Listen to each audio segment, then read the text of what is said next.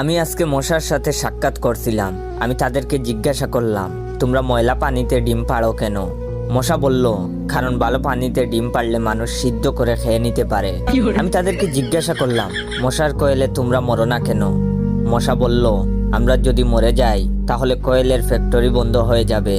আমি আবারও তাদেরকে প্রশ্ন করলাম, তোমরা মানুষের কানের কাছে এসে জ্ঞান জ্ঞান করো কেন?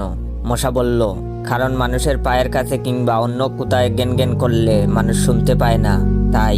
আমি তাদেরকে জিজ্ঞাসা করলাম, আমি শুনেছি পুরুষ মশারা নাকি রক্ত খায় না, তাহলে ওরা কি খায়? মশা বলল, পুরুষ মশারা শুধু বউয়ের বোকা খায়। আমি বললাম, মশারা কামড়ালে মানুষের ডেঙ্গু হয় কেন? মশা বলল, মশারা কি শুধু মানুষের রক্ত নিয়েই যাবে, ওদের কিছু দিবে না।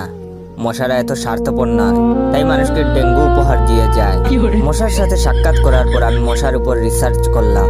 মশা অনেক ধরনের হয়, যেমন পড়তে বসলে যে মশায় কামড়ায় তারা হলো অশিক্ষিত মশা, খেতে বসলে যে মশা কামড়ায় তারা হলো ক্ষুধার্ত মশা, ঘুমানোর পর যে মশা কামড়ায় তারা হলো কাপুরুষ, জেগে থাকা অবস্থায় যে মশা কামড়ায় তারা সাহসী, মশারির মধ্যে যে মশা কামড়ায় তারা হলো অতিরিক্ত শেষরা, মাঝরাতে যে মশা কামড়ায় তারা হলো সিঙ্গেল, টয়লেটে যে মশা কামড়ায় তারা হলো নির্লজ্জ, দিনের বেলা যে মশা কামড়ায় তারা একটা ছোট লোক।